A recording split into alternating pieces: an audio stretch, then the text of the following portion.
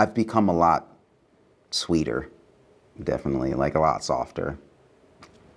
I watched like The Great Mouse Detective at the beginning, and I'm like,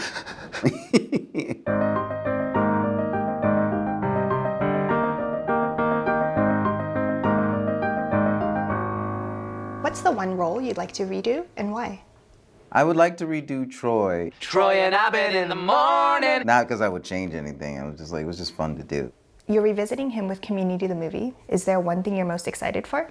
I'm most excited just to hang out with those guys again, really. I had so much fun on set, and I really miss that kind of freedom. It's kind of like college. You have work to do, but you're like, it's silly. It doesn't matter, really. And that's how it kind of felt on Community. We were dancing like no one was watching, so it was really fun.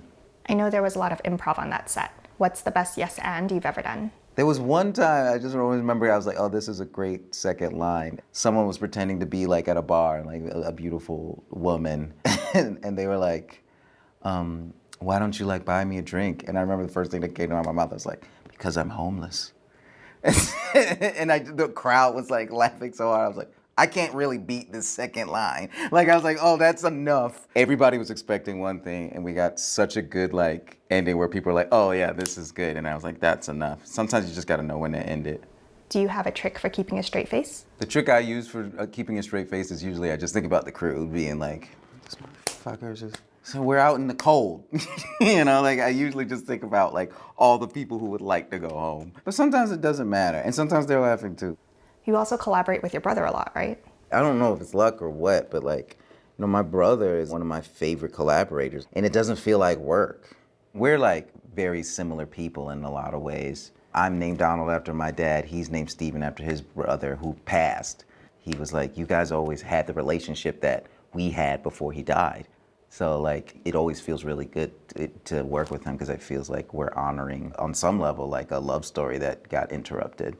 It must be nice to work with someone who's seen you at every stage of your life. Yeah, I think that's important. I think that's why we made sure that we had more than one kid. I feel bad for only kids just because I feel like, yeah, they get a lot more attention probably, but if you're like, is mom and dad crazy? And you have nobody to you have nobody to bounce that off with. Like, you're like, maybe, I don't know, are they? Because like, that's what's helpful with brothers and sisters. They'll be like, no, I remember that, and this is what I remember, and it helps. What's the one thing your kids would say about you? I talk to myself a lot. I was at the grocery store with my son, my youngest, and I was talking to myself, and he goes, what are you doing? It was like that Fleabag moment, like this is like the season 2 where he's like, well, where'd you go? He just went somewhere. There. I was like, oh, I was just talking to myself. Is it annoying? And he was, he said, no. He's like, well, it's weird and annoying. That's him in a nutshell. He's very truthful. I was like, this is awesome. Is there one thing you wish you knew earlier about working with family? I know there's bad things that come along with working with family and money and all this. They say you don't mix, but I have nothing to say other than like, I guess I'm just really lucky. I get to work with like a best friend all the time, and it's fun. And when we hang out, we work. Like, that's the best part. It's like, well, I'll go visit his like kids and like we'll hang out, but we end up talking about Lando and like breaking a story or something like that, which is like, what else would you want to be able to hang out with your friend and be like, oh, we're actually doing work too. Is there one thing you want to bring to Star Wars as Lando? I just want it to be fun. Like, as a Star Wars fan myself, like, I think it's important that there just needs to be more fun being had. It's very hard to have fun right now. It's tough because there are very serious things happening. And those are the only things that connect us, weirdly. So I get why things are serious, but part of the human experience, I believe, is we have a responsibility to have enjoyment. And I just feel like we're lacking in that department. Star Wars, I love it. But sometimes it'd be super serious. Sometimes it'd be like way too serious. And it's like everything that has to do with the Skywalker is like so serious. Everything you've heard about me is true. Lando, I think the best part about him is he's a scoundrel, you know, and I feel like people can relate to that. And he's probably like, man, this war is like whack. I need money, you know, which I feel everyone can relate to. So I want to just bring fun to Star Wars. I just want it to be fun. What's one relationship lesson you learned in Mr. and Mrs. Smith? Don't let a fear of a fight get in the way of, you know, a good thing. You're sitting underneath a shelter I made. I made this fire. I got you this fish. Shelter, food, fire, water. Fights are part of things having a form. You need form in order for something to be beautiful. I get it, like, you know, like who wants to fight? It's like uncomfortable. Be respectful, but don't be afraid of it, because sometimes I think that makes it worse. You also cast your mom in Mr. and Mrs. Smith. Was she a natural in Hollywood?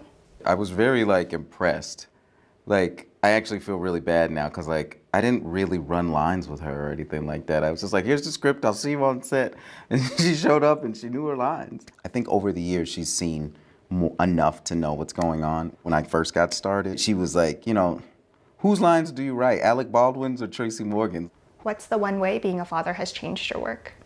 I'm a lot cleaner in my songs. I don't curse as much. I think I've softened as far as like trying to like shock people to make them feel certain things. Yeah, my girl used to see my feed and be like, ugh, like, and like, how are you watching that? And I'd be like, oh, it's fine. And now I can tear up at the drop of a hat now. Watch Babe or something and I'm like, okay, we gotta go to bed. Like, you know, that's just something that happens. You have a film paired with your album Van Stone in the New World. Do you know how to set a trap? I can sing. You're useless. What's one survival skill you think everyone should learn?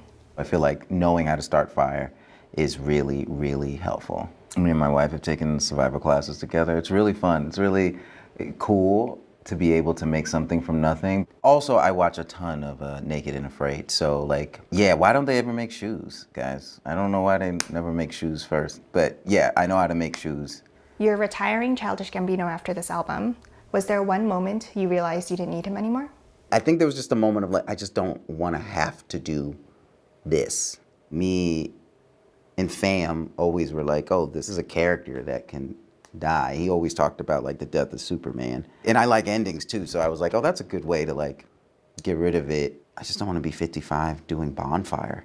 Not because I would hate it, but I would just be like, I just don't want to have to. I had that on like 30 Rock where I was like, oh, I don't want to have to do this. Even though I had a lot of fun there and I really liked that show and I really liked those people and I had a great time and I learned a ton. Yeah, that's life. What's one thing that distinguishes Childish Gambino from Donald Glover? Childish Gambino has nothing to lose. Childish Gambino believes in first and last place. And Donald Glover believes in like fourth place, third place, fifth place. Is there one piece of criticism that stuck with you? Criticism-wise, I think we were doing a show with Berkeley with Erykah Badu. I was really nervous because it's Erykah Badu.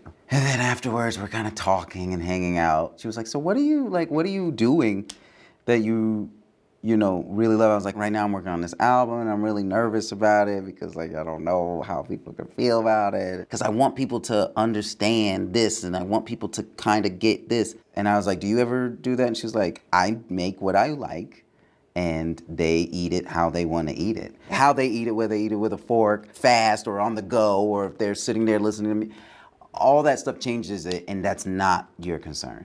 You make what you want to make. And that definitely changed like my trajectory, I think, from that point. That and I can't remember like what her, man, do you remember her name, Fam? Damn, Mary Clayton. Yeah. She told me to sing. She said, I don't know about all this rapping stuff, but sang. And then she made me eat a fish sandwich she had already bitten into. What's one piece of advice you would give to your younger self? Simp hard for life. Like, be a total simp and a total try hard. And like, love that about yourself.